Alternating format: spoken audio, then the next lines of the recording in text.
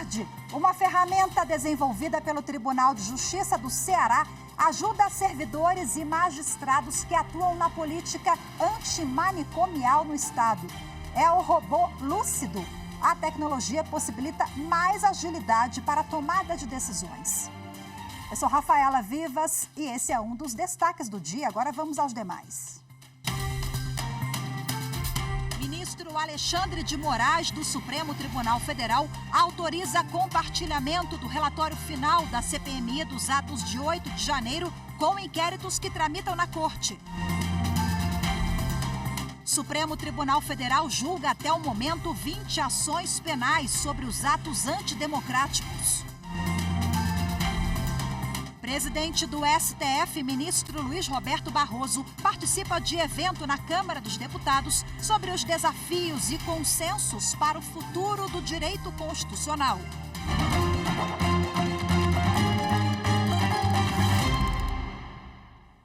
A Polícia Federal realizou hoje uma operação contra importações fraudulentas. Segundo a investigação, os alvos criavam empresas fictícias para simular operações de importação com documentos falsos. Estima-se que 100 milhões de reais foram movimentados dessa forma entre os anos de 2020 a 2022. Na ação de hoje, os policiais cumpriram 4 mandados de busca e apreensão nos estados de São Paulo e em Santa Catarina. Foram apreendidos cerca de 170 mil reais em espécie, 10 mil dólares, 1.000 euros, além de documentos e iPad e telefones celulares.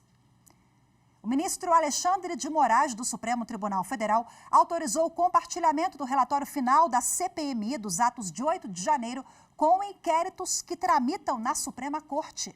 Anderson Arcoverde tem os detalhes. O relatório final da CPMI foi entregue por parlamentares da comissão ao ministro Alexandre de Moraes na última terça-feira. O documento, com mais de 1.300 páginas, pede o indiciamento de 61 pessoas, entre elas o ex-presidente Jair Bolsonaro e 8 generais. O ministro Alexandre de Moraes autorizou o compartilhamento das informações apuradas pela comissão com os chamados inquéritos das fake news, das milícias digitais e dos atos antidemocráticos que tramitam na Corte. No despacho, o ministro destacou que o relatório tem conexão com as apurações em andamento no STF, porque a CPMI investigou as tentativas de obstrução e de anulação das eleições. Alexandre de Moraes observou ainda que o documento aponta procedimento reiterado contra a democracia adotado pelas milícias digitais, além de aparelhamento da Polícia Rodoviária Federal e do desvirtuamento da ABIN, Agência Brasileira de Inteligência, como graves instrumentos de ataques ao sistema eleitoral e suas instituições, em especial o STF e o Tribunal Superior Eleitoral. O Supremo Tribunal Federal julgou até agora 20 ações penais sobre os atos antidemocráticos do dia 8 de janeiro. Todos os denunciados pela Procuradoria-Geral da República foram condenados com penas individualizadas de acordo com cada conduta. Acompanhe na reportagem de Carolina Chaves. No dia 13 de setembro, o Supremo Tribunal Federal começou a julgar os primeiros réus denunciados pela Procuradoria-Geral da República por participarem de alguma forma nos atos antidemocráticos do dia 8 de janeiro. Cada acusado responde a uma ação penal de acordo com a atuação nos ataques. Os primeiros julgamentos foram em plenário físico. Depois, a análise passou a ser feita em plenário virtual. Os 20 réus que foram julgados até agora foram condenados. O Supremo recebeu 1.345 denúncias da Procuradoria-Geral da República.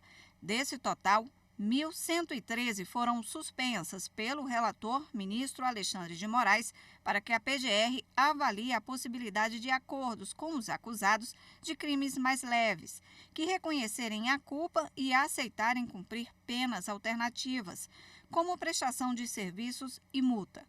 Outras 232 ações referentes a crimes mais graves estão sendo julgadas. Os réus respondem por abolição violenta do Estado Democrático de Direito, associação criminosa armada, tentativa de golpe de Estado, dano qualificado e deterioração de patrimônio tombado. As condenações propostas pelo relator, ministro Alexandre de Moraes, têm prevalecido. O ministro chamou a atenção para a quantidade de vídeos e imagens produzidos e divulgados pelos réus que pregavam a necessidade de intervenção militar e a derrubada do governo. As imagens internas dos prédios também ajudaram na investigação e permitem que cada réu entenda a acusação e possa exercer de forma plena o direito ao contraditório e à ampla defesa. O ministro do Tribunal Superior Eleitoral e corregedor-geral eleitoral Benedito Gonçalves votou na manhã de hoje pela inelegibilidade do ex-presidente Jair Bolsonaro por 8 anos, além da aplicação de multa no valor de R$ 425.600. Gonçalves é o relator das ações que apontam suposta prática de abuso de poder político e econômico, uso indevido dos meios de comunicação e conduta vedada nas comemorações do bicentenário da independência do Brasil em 7 de setembro do ano passado. Bom, na retomada deste julgamento no TSE nesta quinta-feira, o relator Benedito Gonçalves também votou pela aplicação de multa no valor de R$ 212.800 para Braga Neto, que foi candidato a vice na chapa derrotada do PL nas eleições do ano passado. Vamos ouvir agora um trecho da conclusão do voto do ministro. É possível concluir que as condutas vedadas foram perpetradas diretamente pelo primeiro investigado na condição de presidente da República e contaram com a franca conivência e ocasional participação do segundo investigado, candidato beneficiário, o que é suficiente para aplicar a multa a ambos, ainda que menor percentual para o segundo investigado. Além disso, nos termos do artigo 22, 14 da Lei Complementar 64 de 90, impõe-se declarar a inelegibilidade do primeiro investigado. Bom, em seguida votaram o ministro Raul Araújo, que divergiu do relator, e o ministro Floriano de Azevedo Marques, que acompanhou integralmente o voto de Benedito Gonçalves pela inelegibilidade do ex-presidente Jair Bolsonaro e as multas aplicadas a Bolsonaro e Braga Neto. A sessão será retomada na semana que vem.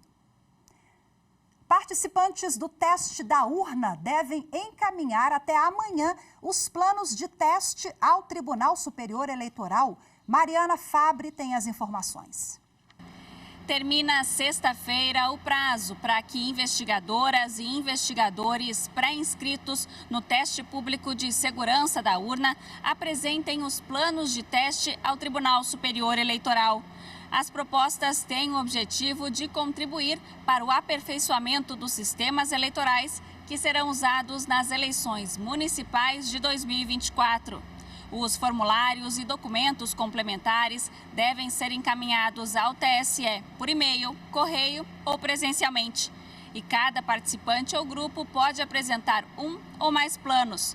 Os pré-inscritos tiveram 2 semanas para inspecionar o código-fonte e os sistemas eleitorais. No total, 33 participantes estiveram aqui na sala multiuso, localizada no TSE. Os planos aprovados serão divulgados em 3 de novembro, mas a aprovação não garante a participação no teste, que ainda depende de seleção da comissão reguladora. As propostas selecionadas serão divulgadas no dia 10 de novembro.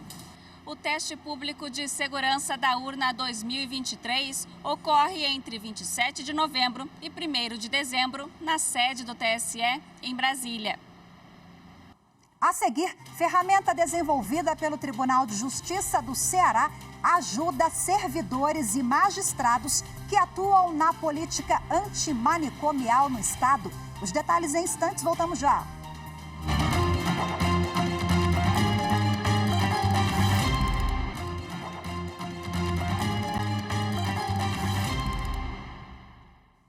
Inteligência artificial a serviço do Poder Judiciário. O Tribunal de Justiça do Ceará desenvolveu uma ferramenta para ajudar servidores e magistrados que atuam na política antimanicomial no Estado. A reportagem é de Delane Hatz. Quem olha rápido assim nem imagina que este é um robô.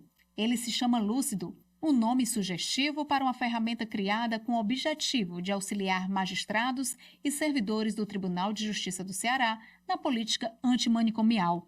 A inteligência artificial foi desenvolvida pelo LabLuz, Laboratório de Inovação do Judiciário Estadual, com base nos normativos do Conselho Nacional de Justiça sobre o assunto.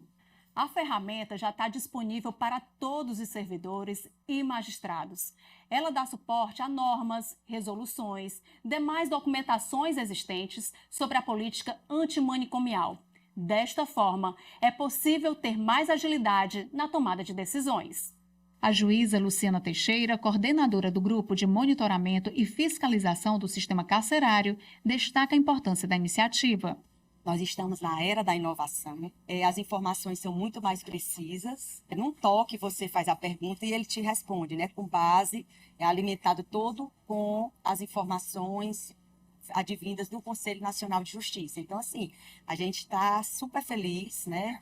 O Tribunal de Justiça do Ceará protagonizando essa ação de inovação e eu acho que vai ser fundamental para dar o suporte, né, aos juízes, juízas, servidores, todas as pessoas que vão atuar e que atuam com essa matéria, que é uma matéria ainda muito sensível e ainda com muitos desafios.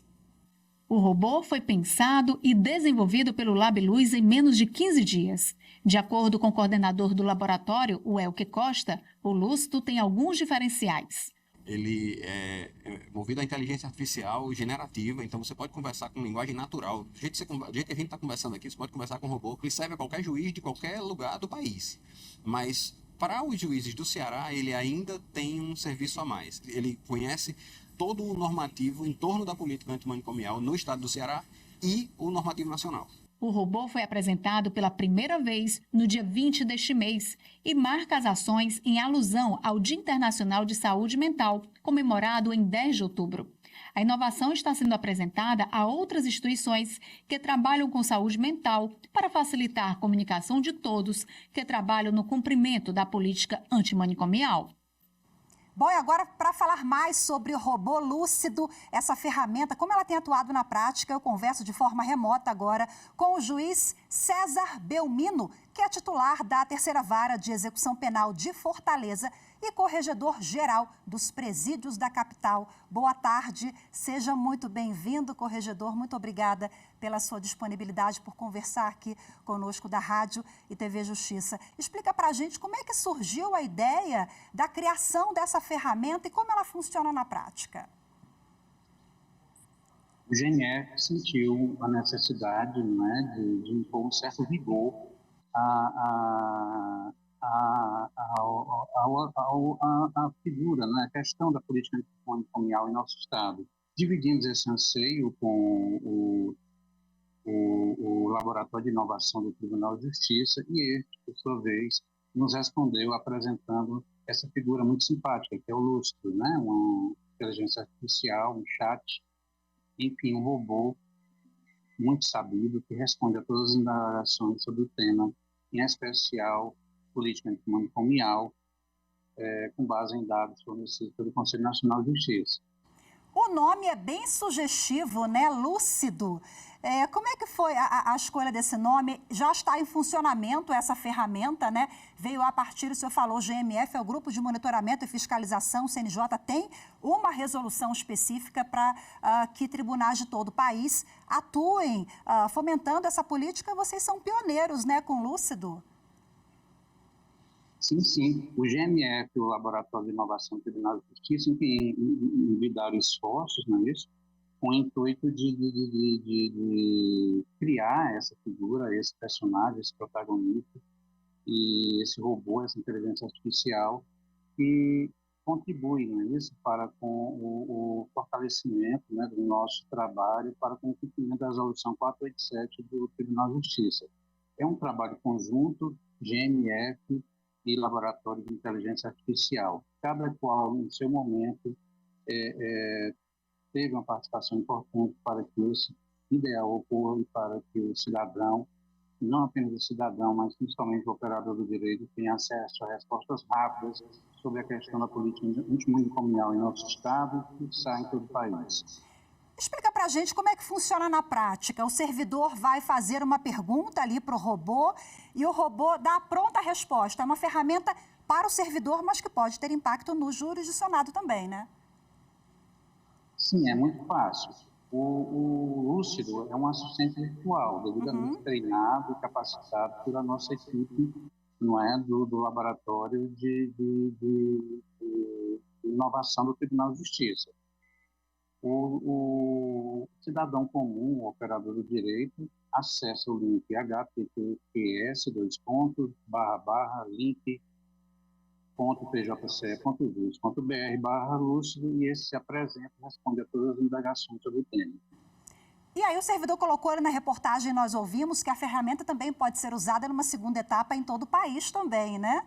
Mas agora eu queria que o senhor explicasse para a gente, gostaria da sua avaliação, o senhor que é corregedor-geral também aí no estado, corregedor-geral dos presídios da capital, como é que é a avaliação do senhor da política antimanicomial no Brasil na prática? Ela já está em funcionamento há alguns anos, estamos no caminho certo, quais são os desafios para dar efetividade a essa política nacional?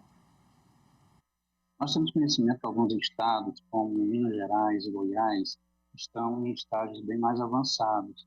Lembrando agora que o estado do Piauí também. Eu acredito que o estado do Ceará está no caminho certo. Estamos articulando esse processo com as demais secretarias de estado, com a Secretaria de Saúde, com a Secretaria de Administração Penitenciária, e acreditamos que em breve, até o prazo limite, né, fixado pela resolução, aproximadamente ali no mês de maio do ano de 2024, nós estejamos colocando essa resolução do CNJ em prática e efetivando a política antimanicomial no estado do Ceará. Ela é uma política importante. Quais os principais gargalos e desafios, corregedor? Olha, eu acredito que seja o enfrentamento do principal desafio seria realmente preconceito, a resistência. Nós temos aqueles que são a favor da política antimanicomial e temos aqueles que são contrários a essa política. Contudo, trata-se de um movimento de extrema importância para a nossa sociedade, considerando que a questão da saúde mental, a questão da doença mental, a questão do transtorno mental, a questão do sofrimento mental, que é mais comum, não é próprio somente daquele que está dentro do sistema prisional, cumprindo pena ou iniquidade com a lei, mas também de toda uma sociedade. Perfeito. Com essa reflexão aí, ficou perfeito para a gente fechar o nosso bate-papo, né, para que a sociedade tenha mais empatia também nessa matéria que é um tema tão caro, né, a todos nós brasileiros, não só ao poder público, ao poder judiciário. Muito obrigada pela participação do senhor, viu? Parabéns pela ferramenta, o robô Lúcido. Um abraço e até a próxima. Até a próxima, um abraço. Tchau, tchau. A seguir, no próximo bloco, o presidente do Supremo Tribunal Federal, ministro Luiz Roberto Barroso, participa de evento na Câmara dos Deputados sobre os desafios e consensos para o futuro do direito constitucional. Os detalhes em instantes, voltamos já.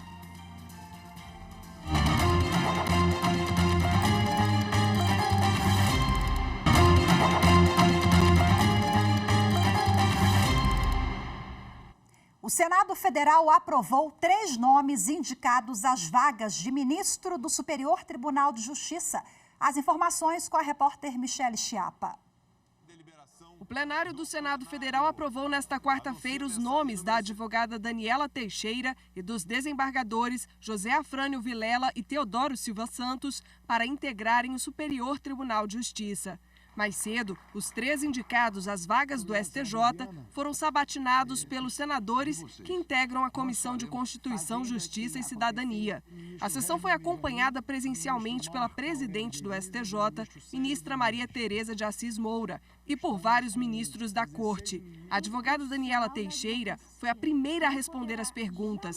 Em seguida, participaram os desembargadores Teodoro Silva Santos e José Afrânio Vilela. Os 3 tiveram os nomes aprovados pela comissão. Todos foram indicados pelo presidente Lula há pouco mais de um mês. Daniela Teixeira foi indicada à vaga reservada à Ordem dos Advogados do Brasil. Ela assume a cadeira aberta após a aposentadoria do ministro Félix Fischer. Já os desembargadores José Afrânio Vilela, do Tribunal de Justiça de Minas Gerais, e Teodoro Silva Santos, do Tribunal de Justiça do Ceará foram escolhidos para vagas de tribunais de justiça em razão da aposentadoria do ministro Jorge Mussi e do falecimento do ministro Paulo de Tarso Sanseverino. Os novos ministros serão nomeados pelo presidente da República e, a partir daí, o STJ poderá marcar a data da posse. O ministro Luiz Roberto Barroso, presidente do Supremo e do Conselho Nacional de Justiça, participou hoje do segundo colóquio franco-brasileiro de Direito Constitucional, realizado na Câmara dos Deputados. A repórter Evne Araújo acompanhou o evento e agora conta pra gente os detalhes. O evento é uma parceria da Câmara dos Deputados com a Embaixada da França. O ministro Luiz Roberto Barroso fez a palestra inaugural do colóquio com reflexões sobre os desafios e consensos para o futuro do direito constitucional. O presidente do Supremo e do CNJ tratou do tema em 3 partes: as mudanças trazidas pela Carta de 1988, a revolução digital que mudou a realidade dos brasileiros e o papel do STF como defensor dos direitos fundamentais. A Constituição brasileira trata de muito mais temas do que as constituições do mundo de uma maneira geral. Isso faz com que, no Brasil, algumas matérias que em outras partes do mundo são da política, no Brasil elas são judicializáveis, porque trazer uma matéria para a Constituição é, de certa forma, retirá-la da política e trazê-la para o direito. Durante a palestra, Barroso destacou ainda o trabalho dos ministros do Supremo Tribunal Federal para garantir uma democracia plena e reforçou o empenho da Corte com a transparência das decisões. Acho, honesta e sinceramente, que se tem uma instituição que serviu bem ao Brasil nos últimos tempos, sobretudo nos últimos tempos, na pandemia e na proteção das instituições democráticas, foi o Supremo Tribunal Federal. Portanto, no Brasil, como em todo o mundo, a questão da legitimidade democrática é passível de discussão, é passível de debate. O lugar de se debaterem os temas é no Congresso Nacional, mas é preciso que na vida a gente não se assuste com a assombração errada. O Supremo não tem sido parte do problema, o Supremo tem sido parte da solução. O segundo colóquio franco-brasileiro de Direito Constitucional continua durante a tarde. O evento está sendo realizado na Câmara dos Deputados com transmissão ao vivo pelo YouTube. O ministro do Supremo Tribunal Federal, Gilmar Mendes, é um dos autores do livro Comentários à Constituição do Brasil, lançado nesta quarta-feira no STF. A obra celebra os 35 anos da promulgação da Carta Magna. O repórter Pablo Lemos traz para a gente mais informações. Esta é a terceira edição do livro Comentários à Constituição do Brasil. A obra reúne reflexões de pensadores do direito, como o jurista português José Joaquim Gomes Canotilho, o ex-desembargador do Tribunal de Justiça do Rio Grande do Sul, Ingo Wolfgang Sarlet, o professor de Direito da Universidade do Vale do Rio dos Sinos, Lênio Streck, e o ministro do Supremo, Gilmar Mendes. São 35 anos de normalidade institucional, é o mais longo período de normalidade institucional da vida republicana, começada em 1889. E eu também não canso de ressaltar que, diferentemente de muitos países que atravessaram no pós-Segunda Guerra, colheram um período de tranquilidade e de desenvolvimento econômico, esta Constituição já foi feita em meio a turbulências e enfrentou turbulências desde o primeiro dia. O combate à inflação, um desafio enorme. Nos 5 anos que separam esta edição comemorativa da anterior, dezenas de emendas constitucionais foram promulgadas, impactando títulos do texto constitucional. A nova versão expressa as atualizações em matéria legislativa, jurisprudencial e doutrinária.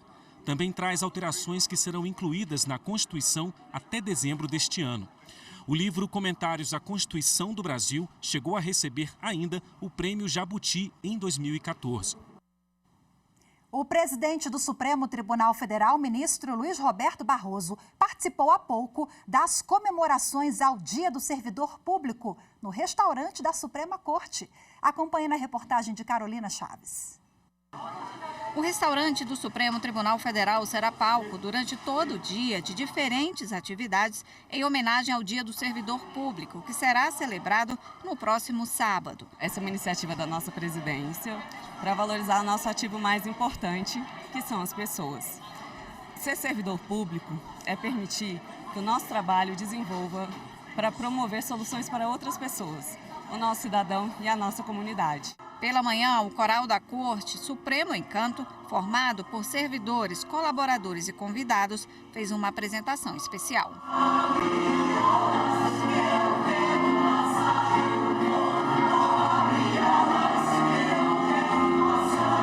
O presidente do STF, ministro Luís Roberto Barroso, prestigiou o evento. Uma instituição é feita dos que aparecem e é feita dos que fazem a vida acontecer. Todo mundo sabe o nome dos 11 ministros do Supremo, mas as pessoas não sabem o nome das pessoas que, por trás dos 11 ministros do Supremo, fazem o Supremo Tribunal Federal ser a instituição que é e o que ela representa. Portanto, um feliz Dia do Servidor, mas, sobretudo, eu vim aqui para agradecer o trabalho valioso que cada um de vocês nos prestam a cada dia e dizer uma frase boa do Nelson Mandela em que ele diz: é a importância que a gente tem na vida dos outros que dá a dimensão da importância das nossas vidas. Belíssima reflexão do nosso presidente, iniciativa da Suprema Corte, com direito a vale almoço e coral do Supremo. Hoje nós ficamos por aqui. Muito obrigada pela sua companhia. Uma ótima tarde. Até amanhã. Tchau, tchau.